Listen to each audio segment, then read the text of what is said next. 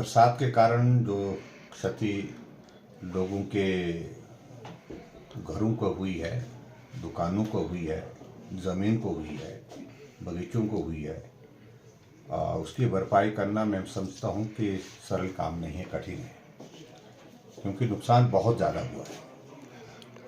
और ऐसी सूरत में केंद्र की ओर से जो मदद हिमाचल प्रदेश सरकार को दी गई है, उस मदद को पात्र व्यक्ति तक पहुंचाएं, ऐसा हमारा आग्रह है मुख्यमंत्री जी से। और मैं उम्मीद करता हूं कि जो पैसा केंद्र ने हिमाचल प्रदेश में राहत के नाते दिया है, उससे गरीब आदमी जो प्रभावित हुआ इस बरसात के कारण, बाढ़ के कारण, उसको निश्चित रूप से मदद मिलेगी। आज मैं अपने विधानसभा क्षेत्र के अंतर्गत यहाँ थुनाग आया, पिछले कल में बारी चौकी गया था। मैं व्यक्तिगत एफर्ट्स के माध्यम से, अपने निजी प्रयासों के माध्यम से और कुछ साथियों से मदद करने की बात कही थी, और उसमें मैं बाकियों का जिक्र करने की आवश्यकता नहीं महसूस करता हूँ। जो दानी सज्जन हैं, उनके मन में ये कभी भाव नहीं रहता है कि हमारे नाम का जिक्र करें। मैं विशेष तौर से हरियाणा के मुख्यमंत्री श्री मनोहर लाल जी का धन्यवाद करना चाहूँगा। जब उनने मेरे विधानसभा क्षेत्र की नुकसान की तस्वीरें देखी तो उन्होंने व्यक्तिगत रूप से फ़ोन मुझे किया कि मैं थोड़ी सी मदद आपके विधानसभा क्षेत्र के लिए भेजना चाहता हूँ, और वो मदद मुझे पहुँची।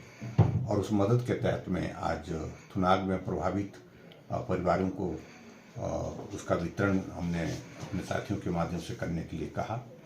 और पिछले कल बाली चौकी में, इसके बाद मैं जंजैहली भी जाऊंगा, और जंजैहली के बाद बक्सैड में भी जाऊंगा, और जगह जहाँ जहाँ भी क्षति हुई है, जो थोड़ी थोड़ी मदद हो सकती है, उस मदद को पहुँचाने की कोशिश करेंगे। बाकी मेरा सिर्फ इतना ही कहना है कि इस त्रासदी के दौरान जो नुकसान हुआ है, हम उसकी भरपाई के लिए प्रयत्न करें, उसके लिए मदद करें।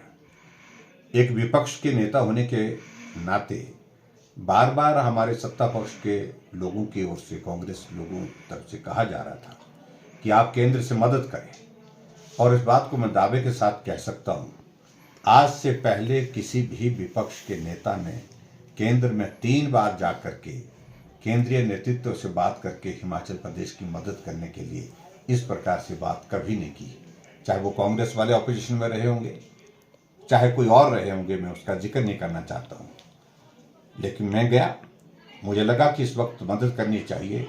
मैं गृह मंत्री जी से मिला, मैं गृह मंत्री जी के साथ साथ में पार्टी के राष्ट्रीय अध्यक्ष जी से मिला, मैं रक्षा मंत्री जी से मिला, और जो हमारे भूतल परिवहन मंत्री हैं नितिन गडकरी जी से मिला, और उनसे हिमाचल प्रदेश में इस संकट की घड़ी में मदद करने के लिए जो आग्रह किया, उसमें सब लोगों ने सहयोग किया। और ख़ास तौर से जो नितिन गडकरी जी की जो मदद हिमाचल प्रदेश के लिए रही, उसको तो कभी हम भूल नहीं सकते हैं। उन्होंने जिम्मा लिया कि जितने भी नेशनल हाईवेज 4 लेन डैमेज हुए हैं, और यहाँ तक कि स्टेट हाईवे, उसकी भरपाई के लिए वो केंद्र की ओर से मदद करेंगे। नेशनल हाईवे और NH जितने भी हैं, 4 लेन जितने भी हैं, वो तो पूरा का पूरा खर्चा उठाएंगे ही उठाएंगे। और उसी पर ही लगभग मुझे लगता है कि जो आकलन बन रहा है वो 2000 करोड़ रुपए से ज़्यादा का बन रहा है। और इसके अतिरिक्त जो स्टेट की रोड्स को मेंटेन करने के लिए, उनको दुरुस्त करने के लिए, चलने लायक बनाने के लिए उन्होंने 400 करोड़ रुपए CRF का पैसा हिमाचल प्रदेश को देने की बात कही, और जिससे हिमाचल प्रदेश के जो जितनी भी सड़कें टूटी हैं, उन सड़कों को बनाने की जो है वो शुरुआत हो जाएगी। और इसके अतिरिक्त उन्होंने ये भी कहा, हिमाचल प्रदेश में जितने भी पुल जो हमारे नेशनल हाईवे के 1 किलोमीटर के रेडियस में हैं, अगर पुल टूटा है, बिल्कुल पूरी तरह से टूट गया है, उसको नए सिरे से बना करके देंगे।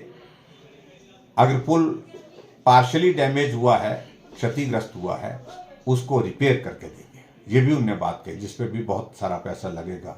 पुलों की संख्या भी शायद मुझे लगता है कि हिमाचल प्रदेश में 30 से ज़्यादा बड़े पुल इस प्रकार से डैमेज हुए हैं या बह करके चले गए हैं।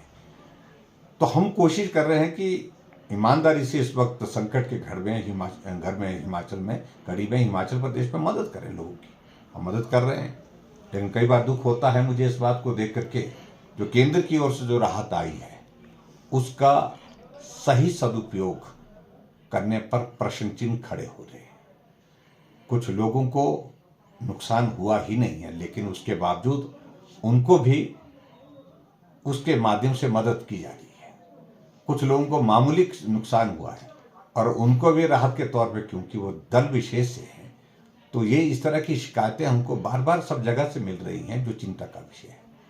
हमारा कहने का मतलब यह है कि जिनका नुकसान हुआ, पहले प्राथमिकता भरपाई की उनकी होनी चाहिए, और जो पात्र लोग हैं उनकी भरपाई, उनको मदद होनी चाहिए, और जो पात्र नहीं है उनको कम से कम ऐसे वक्त जो है उनको आपने, कांग्रेस ने मदद करनी होगी, उनको मदद के तरीके कोई और निकाल दीजिए, लेकिन ये तरीका नहीं कि राहत का पैसा उन लोगों को बांटा जाए राजनीतिक आधार पर। और इस तरह से इस चीज़ को हम विपक्ष जो है वो जाहिर भी करेंगे और जग जाहिर भी करेंगे। ये मैं बड़ा स्पष्ट कहना चाहता हूँ। और मैं एक बार फिर से यही कहूँगा कि हमारे यहाँ पर मैं देख रहा था, कांग्रेस के नेता उछल करके बहुत सारी बातें कह रहे हैं। मैं उस पर कोई टिप्पणी नहीं करना चाह रहा हूँ, आप कहिए, लेकिन इस संकट की घड़ी में लोगों की मदद करने की कोशिश करिए। जो पैसा बांटा जा रहा है, ये प्रदेश सरकार का पैसा नहीं, ये पैसा दिल्ली से जो दिया गया राहत के तहत पैसा 364 करोड़ रुपए आया, वो पैसा है। आप पैसा लेकर के आइए और जो बाढ़ से प्रभावित लोग हैं उनकी मदद करिए, आप स्वागत करेंगे। लेकिन इस तरह से सिर्फ राजनीति करना वो उचित नहीं है, मैं यही कहूँगा।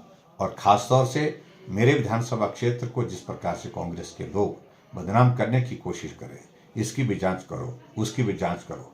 बाढ़ पूरे हिमाचल प्रदेश में आई है, हर जगह आई है, यहाँ से भी ज़्यादा नुकसान हुआ है बाकी जगह। क्या उसके लिए भी जयराम जिम्मेवार है? राज्य में तो जयराम ठाकुर को ही बोला जा रहा कि नुकसान हुआ तो उनकी वजह से हुआ। ये दुर्भाग्यपूर्ण है, संकीर्ण सोच है। राजनीतिक दृष्टि से काम करने की एक इस प्रकार की सोच है जिसकी मैं निंदा करता हूं। और मैं उम्मीद करता हूं कि कांग्रेस के लोगों को भगवान सद्बुद्धि दे, इस त्रासदी के दौरान कम से कम ऐसी चीज़ों से हट करके लोगों की मदद करने के लिए आगे आए।